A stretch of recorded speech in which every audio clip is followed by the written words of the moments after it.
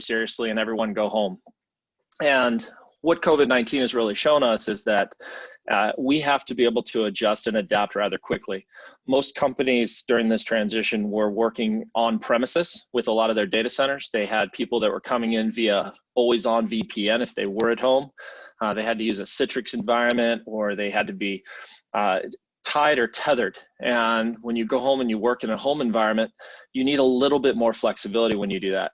The problem with everyone going home all at once is that you had diminished network and VPN capacity. The user experience could oftentimes be hit or miss. The big thing, though, that a lot of companies dealt with was the reduced audio and video quality as well. And we had, as you noticed from the chart, we went from middle of last year, 2019, with 13 million users in Teams. And I know there's a lot of other collaboration suites out there. That's the one that we use.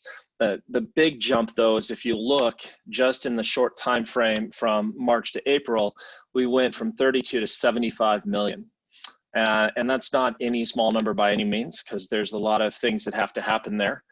And how did we do this with limited impact to the back-end systems?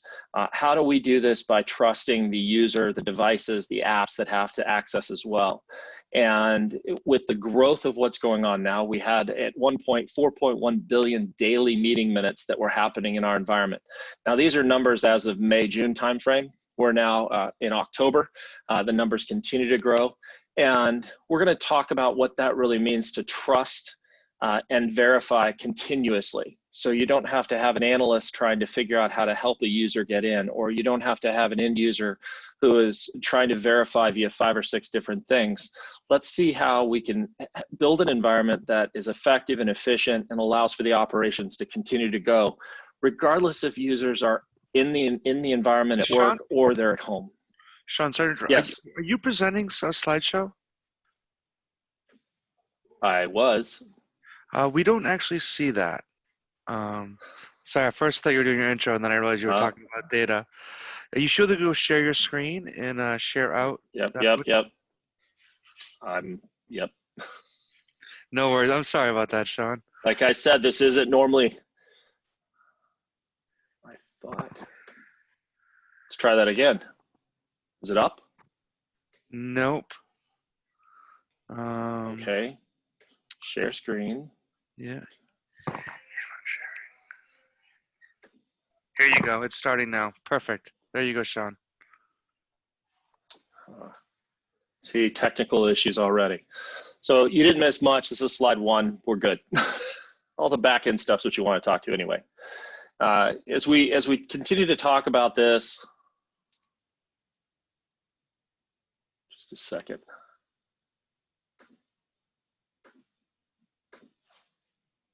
I did it again. We still see it. You just switch slides. There we go. Excellent. Thank you for that.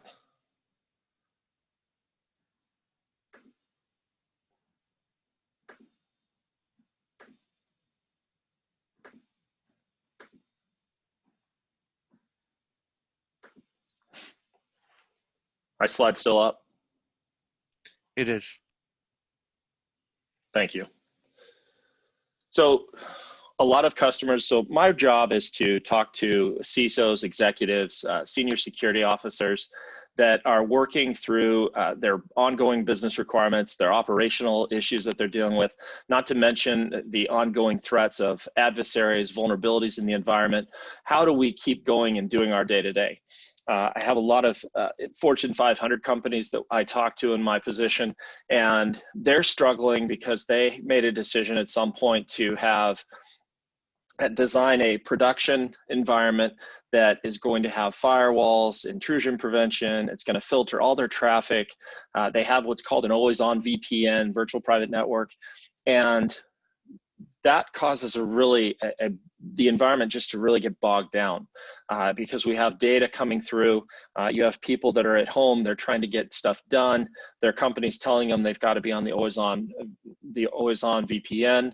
And we needed to shift that mindset so that we use split tunneling here at Microsoft, and we encourage other companies to do that and look at ways to architect that kind of solution out. Our own CISO has chartered that Microsoft is looking to one day get rid of the VPN altogether so that we're working in the edge. The challenges with port 80 is what? It really is a firewall bypass port. So you have to use the VPN, but what happens is attackers leverage that to retain access into the CorpNet. One of the things that we say is, why should I spend all my time trying to break into your environment if I can just snag someone's credentials and go in through the front door? And we've designed and we take this zero trust approach because when you move off-prem and into the cloud, you have to think differently about networking. You can't put a server in a room and say, okay, nobody's going to access it. No one's going to access the data. I have to focus on data protection and security of the applications, regardless of where. So when we talk about networking in the cloud, it's a little bit different because we have to have a renewed focus on trust as well. When you think about our connectivity principles that we have, is we needed to figure out how to optimize our 365 traffic, enable that local egress. And when we talk Microsoft 365 in terminology, is you're talking about our Office suite of tools, you're talking about Windows 10 in our case, and our mobility suite. And everyone at Microsoft works within that Microsoft 365 environment. We needed to also figure out how to enable direct connectivity and identify those paths that are going to optimize for Microsoft 365. So for today, and in the short time I have with you, I'm really going to focus on how do I modernize security for SaaS, those software as a service things. How do I assess how I'm going to have to bypass a proxy, or taking a different approach to those security controls so that I avoid duplication. It's going to bottleneck the traffic and add latency. I want to be able to do that without adding that additional security, right? I want to be able to allow people to get access easier and be able to verify and validate who they are and what they're coming in on, so they don't have to go through a help desk or try and get on-prem or find an office location to sit in. When we talk about why zero trust, we treat every access attempt as if it were originating from an untrusted source. So we know that IT security is complex. You have a lot of devices, a lot of users, a lot of connections. I used to, and I still encourage companies to use what's called the CIS benchmark or the SANS top 20. And I knew when I went into an organization, my success or failure ratio would, depending on where I was starting from. When I asked the CIO or the IT infrastructure team, can you give me an inventory of assets, inventory of applications, and give me the latest patch report? And normally they look at you with a third eye, or they tell you it's going to take a couple of weeks. We really don't have a good, we have it, but we have to get it all pulled together. That kind of approach isn't going to really work. And we need to be able to know what devices, applications, entities, people are trying to access at any given time. So the initial attacks, they were network based, they were simple economics. You accepted lower security once you were in the network. If I was on site at the facility and I was working inside the building, there was less concern over my ability to do something nefarious, so to speak. So now attackers are shifting to identity attacks. Number one way that we're seeing through our incident response team here at Microsoft that the adversaries are getting in is through phishing attacks. No matter how well you conduct training, the end user is going to what? Click the link. And they get into the system, they're able to, ransomware attacks are prevalent. We have companies that are struggling trying to figure out, do I pay the $1 million? How could I have prevented this? And when you look at the ongoing, the evolution of these things, and you look at the attack surfaces, it's cheap. I can buy an exploit kit. We've done a lot of research into this, and we've done a lot of analysis across industry, talking to other companies that deal with this. And if you look at just a 0 day, or you look at ransomware, I'm going to basically pay a small fee for a tool that's going to go exploit, and then I pay a small fee for the luxury of being able to use that. The interesting thing with the dark web and where all this stuff is going is it comes with full support. If I can't get it to work, or I'm not really knowledgeable on how to code, I can literally send an email or a text message somewhere and they'll help me. And that's great. I can get help to help exploit this company and take advantage of it. And we have forced really industry to look at zero trust. And what is my strategy going to be about that? I have to have continuous validation, and we have to build those security assurances in for both the business data and the applications. There used to be a time where you'd go to the executives and say, what data is important? And without wanting to take the time to really look at where they were, look at what they were doing, they'd say it's all important. And the IT and security team would say, well, then I need more money because I can't possibly protect everything to the level that you say. And now we need to be able to distribute that. We need to be able to have policy-driven access. We need to be able to have information protection that's able to identify what level something needs to be based on where it's generated, who created it, based on policy, and then track the life of that document or that entity from end to end. So if someone comes on, they verify who they are, they verify that they're authorized to have access, then they're granted access. We also have to be able to look at the modern SOC. Traditional SOCs, security operations do tier 1, tier 2. They're constantly dealing with end users who need to reset passwords or get access to a file. We want to look at how do we do deep visibility in the telemetry, not just in the firewall, but end to end across our environment. How do I do rapid remediation? One of the things that we encourage organizations to investigate and research and see whether this is something that would help them is the SOAR capability, security orchestration, remediation. Let the system identify and say, okay, I have Bill who's trying to come in from Redmond, Washington, Washington, DC, and Paris, France. Bill can't do this from 3 different locations. So the system will take all the telemetry, assess what's going on, and establish a risk score of that, and then challenge all 3 of those accesses so that the end user then has to add an additional layer of authentication to get access. 2 of the 3 will not be able to meet the requirements, and their access will be revoked or blocked. This increases security and increases productivity. We allow users to be able to reset their passwords, to be able to set up and enroll their devices without having to go into the office. And this is all done through this zero trust environment.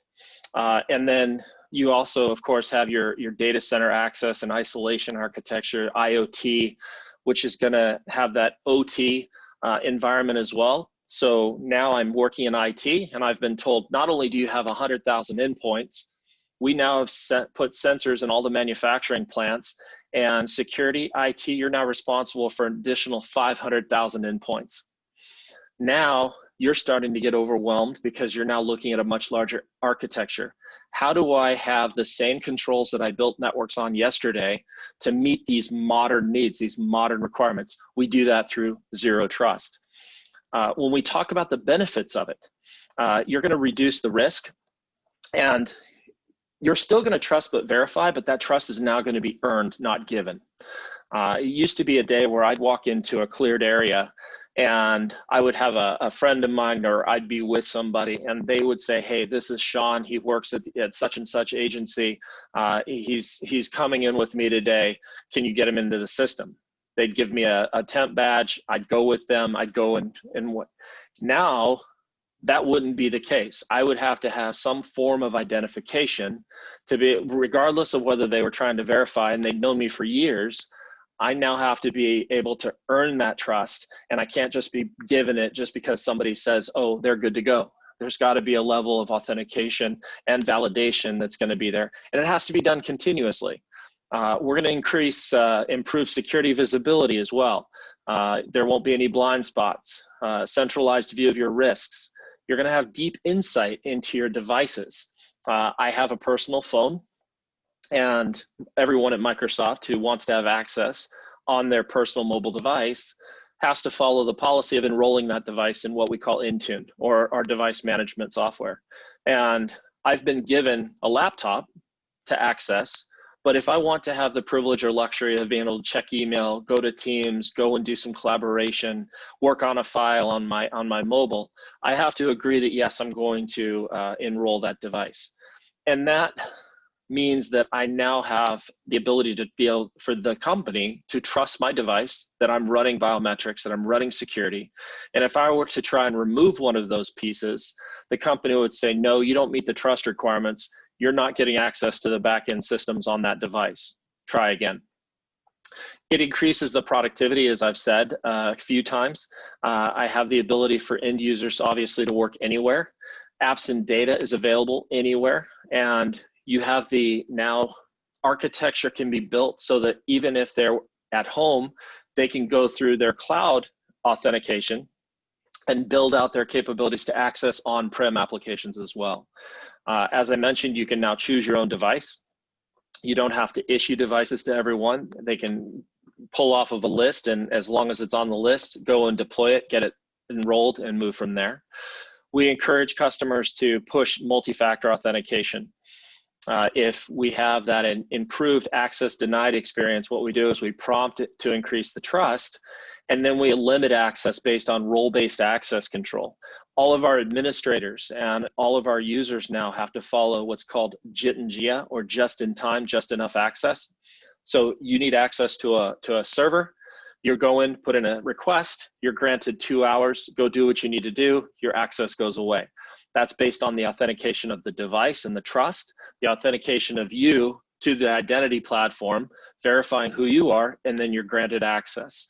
So it's really controlled at every level, and you have much better productivity because of it. And then, of course, the goal to go to passwordless. Windows 10 has this capability. I know that on my iPhone, I have the ability to look at screen, unlock computer.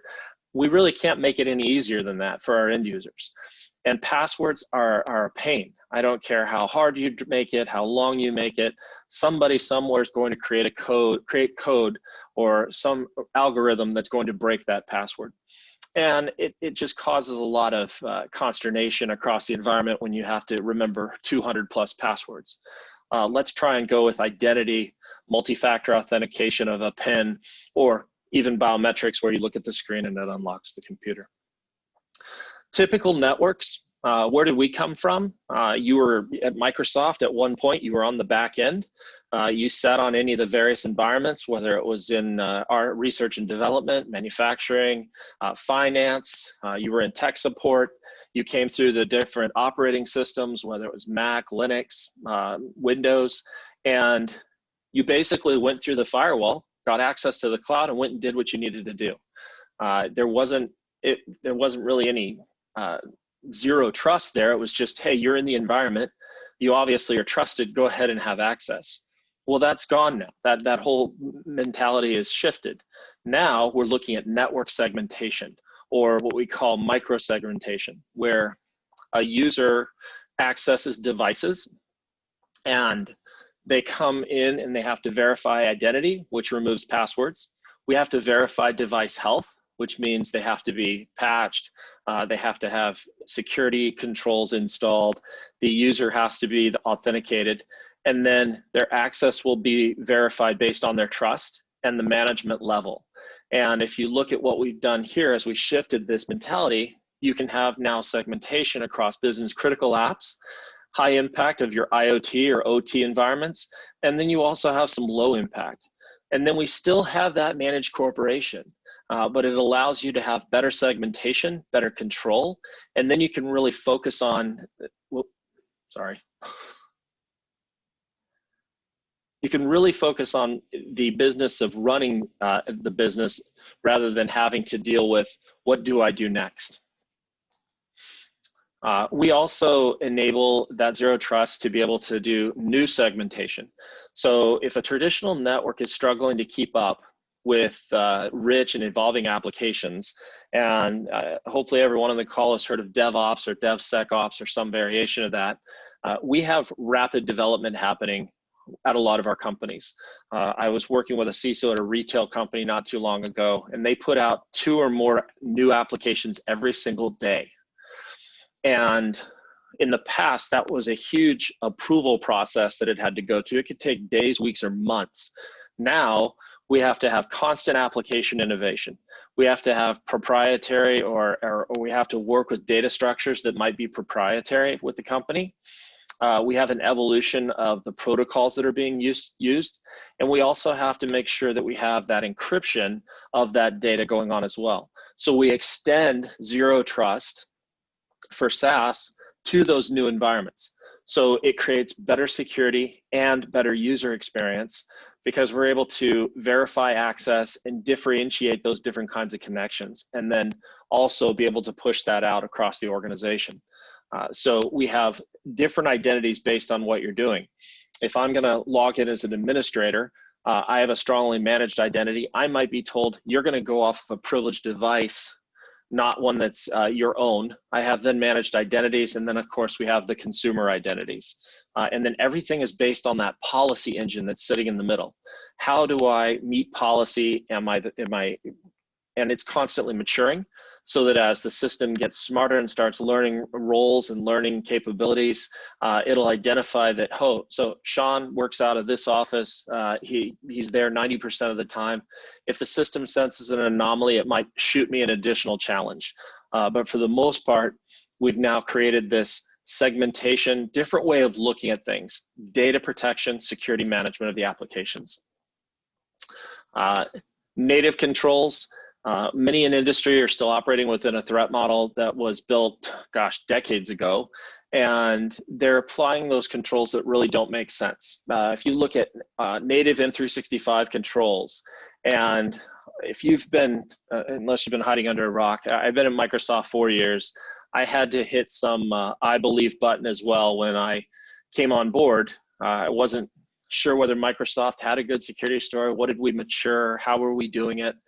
One of the things that I found is with the $1 billion a year we're spending on security R&D and this new approach to zero trust, we now have been able to lower the curve on the overhead of your network. And we've been able to bring that down so that you have split tunneling in place, which allows you to have the VPN used for corporate-based access and corporate-based services. People can go and do internet or internet-based things. Traffic from the users through M365 is fast laned without additional wickets. It goes into its own tenant. And we have a lot of different security controls that we've put into place as well. So how do we get there? So part of the challenge that IT departments have, from what I've seen, is they are coming from different backgrounds. And when you talk about how they align, you might have a network team that is focused on the physical network of the environment. You might have a services team or an endpoint team that really is, well, I'm not caring about the network. I worry about the endpoints, and we're going to lock those down. And then you have that application development group, right? The real rogues that they've got a job to do to keep the business going. So they have their own program altogether. Well, we need to first align the teams. Let's get a cloud group or a cloud team that's going to get in there to talk about identity across the whole platform. How are we going to talk about it spanning the network? What does identity mean for our organization? And we want to be able to think zero trust and how we're going to work together to understand the business and where the business wants to go. So we want to build out that modern perimeter. We have the users who we need to go passwordless. So let's implement something like hello or biometrics. We want to do MFA, so let's implement multi-factor. Let's make sure that our devices are running the most recent operating systems and that we have a strategy to get off legacy apps or legacy software. Let's continue to work that strategy so that we can segment it out so that applications can modernize apps. They can make sure that they have app compatibility with the new operating systems, but they can also work within that app proxy that we have that'll allow you to go into the cloud and reach back into your on-prem environment as well. And that works across data, and then you're able to do new systems, work with your data to identify and track it and get it put into the right buckets, and then also with your legacy stuff as well. And then we continue to refine that segmentation. We look at how do I get from one big kludge of a network where everybody has access to everything to then micro-segmentation, and then being able to build that out to bring in the legacy apps, whether they need to be recoded, redeveloped. Where do we go from here? And this allows you to have a transformation plan, getting everybody on board, coming up with your requirements, and then a roadmap to get you there. Some of the challenges we've seen, consistent with, so I talked to a lot of CISOs, and the number one thing they're trying to do is they report to either CIO or CFO, or in some cases the CEO. Hey Sue, you're the CISO, can you help us control costs? We're really hurting here with the cost that this is all going to take. And then you have to go back and go, wait a second, they told me to reduce risk. I need to also look at cost savings. We can do both. And a lot of what's happened in our world is we've tried to embed and build security into our tools. And if it used to be where you'd buy Windows, and then you as a company would go out and buy 3, 4, 5 pieces of software to secure it, we now have Microsoft Defender. We've installed code into the environment, into Windows, and onto the devices around credential guard, application guard, device guard, protection mechanisms that are there. And those challenges there is, I need to reduce risk. Let's look at a company and their partners that can help us to build this environment with the least risk to the organization. Let's figure out how to do least privilege access. Start with your administrators. How do I do rapid detection and remediation? I need good telemetry. I need to see what's going on across the environment. When you go to cloud, you should be able to go to the portal and see what everyone's touching and what devices are in your environment with a few clicks of the mouse. You look at technology. The waterfall that I mentioned, or DevOps releases, are moving faster and faster. You have to learn to be very dynamic, adapt to the architecture that's continuously evolving. You have to be able to increase automation. We encourage, as I stated before, look into those SOAR capabilities, see if those are things that your organization can support, how you're going to do tier 1, let the system do that orchestration and remediation, and then have an analyst verify or validate what took place. And then finally, you got to really have, this is tough for some of us in security, right? You have to have empathy. You have to understand that there's a learning curve, that there's training that has to take place. You have to be able to engage and come out of your office and talk to people, understand what their true business requirements are. We pushed out Windows Hello. It was not a requirement initially, but because it was so user-friendly, it helped security, but it helped the end user. They could access looking at their screen or with a PIN number. We had huge success, and it was absorbed into the organization at a much faster rate than in the past when we just pushed it and said, you must do this by such and such a date. So you don't have to be able to force it down their throat. Make security intuitive and in the environment as they use it. And then finally, get those diverse perspectives. How are you going to recruit and retain and understand what you're trying to do across your organization? We talk about some key takeaways here. When we talk about zero trust, you want to enable users to connect directly to their cloud resources. I want to be able to allow them to get a device off the shelf or buy it through the online service, get it at the house, log in, authenticate, get access to the back end, somebody in the process above them approves, and their device can be configured and installed and set up without ever having to go to a help desk. It allows for better productivity. It allows for them to have a much better user experience. And then we want to be able to, I look at security this way. I'm going to look at the tools. I'm going to push out the tools. I'm going to implement policy, and I'm going to monitor the ever-loving heck out of it. And we want to be able to do that in the quickest way possible. So I want to make sure that you have that ability to enforce security through policy. Number 2, make sure that you're engaging and training your IT and security teams around zero trust. What does it mean? You might have heard it called conditional access. Zero trust is something that needs to be thought through, needs to be implemented. Along with your identity protection is your information protection.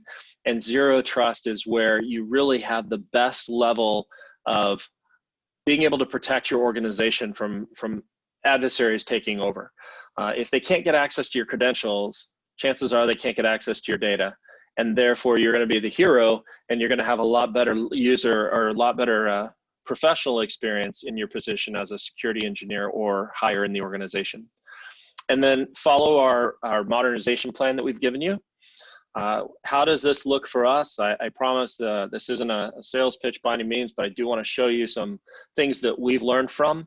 So I'm giving you some additional resources, some recommended actions that Microsoft and our industry has worked very hard to bring together to help you, the end users, understand where you need to go and what you're looking to do.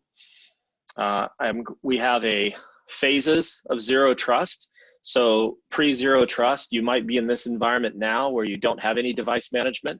You're using single factor. You have the capability to enforce strong identity. Does it even exist? All the way to you start verifying identities, then devices, then their access, and then finally their services. And it goes back to that maturity model that some might have used decades ago. But we really have phases of zero trust, because if I can trust the identity of the user device and then grant access, then I'm going to limit the false access to things that they might not be allowed to do.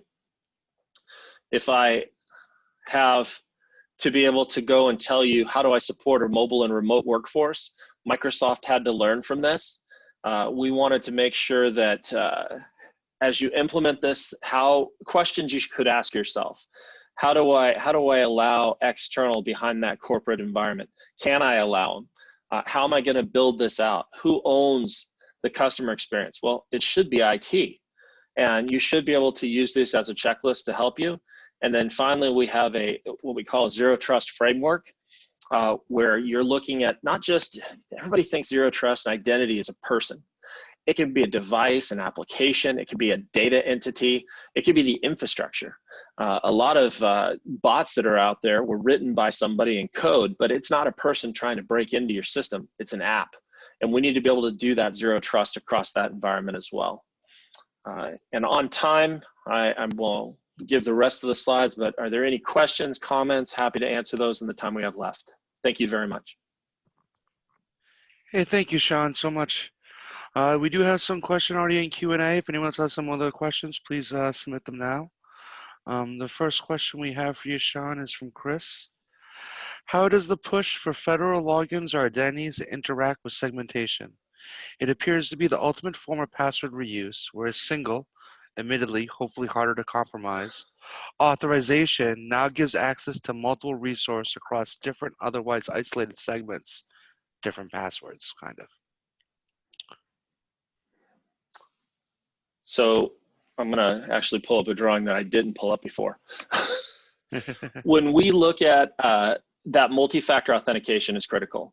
If you're going to have zero trust, you have to have that MFA in place. I have my corporate device and I had to get access to it on my phone. I had to enroll my phone. I had to go to a trusted device first. I authenticate to the device. I don't authenticate to the network. So I'm not going through an exchange server somewhere saying Shawn Anderson's trying to log into the back end. I've got to do an encrypted setup session with AD on my device. And then they say, okay, that's a trusted device. Shawn's now trusted to the device. Let's let him have access. I had to then go to a URL, an edge device, so to speak, a web page. And I had to enter my cell phone number. Then I get a phone call on my phone and I answer and it says, hey, so-and-so is trying to set this device up, enter a PIN number. So there's a lot of different ways that things have to be verified. And at no point did I use a password. I'm using the accesses and the different methodologies to get access, and then the system is verifying. So now I enter my PIN number. It now recognizes, yes, this is Shawn's phone. My phone can now be enrolled, and then I'm off and running on a new approved device. And so I've implemented Hello on my computer. I have multi-factor authentication set up in the environment. I've set up cloud app security as well to be able to go to those applications. And then I have Defender, or I have the security of Credential Guard, Device Guard on my computer. And I have that holistic environment to create that zero trust experience. Hopefully that answers the question. But the only other question I have. There's a lot of things going on. The only other question I have so far is whether you're going to be sharing the presentation. Absolutely. Yes. As soon as I get that link, I'll make sure I get that back to you and the team. And I am just looking at, there's no questions in Discord for you. All right. Thank you so much, Shawn, for your time. I really appreciate it, and I hope everyone enjoyed his talk. Thank you. You have a great day. You too. Take care. Next up, we have Kevin Johnson, CEO and security consultants at Secure Ideas. He's going to give a talk on haunted security, and he's at 2 p.m. And also, we still remind you, please go visit our merch store. Thank you very much. See you at 2.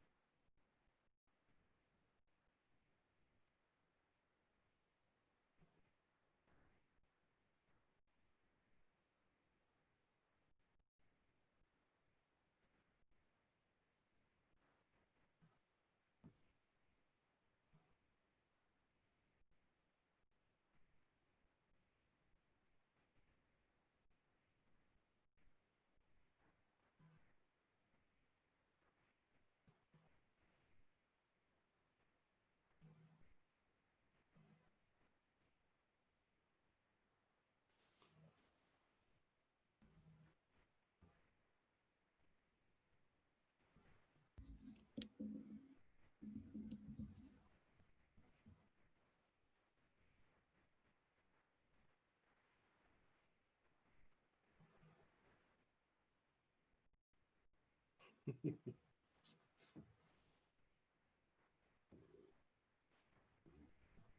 always feel like an idiot just standing here waiting. It's the fun time. Oh, man. It's like, I'll wait. How are you doing? well,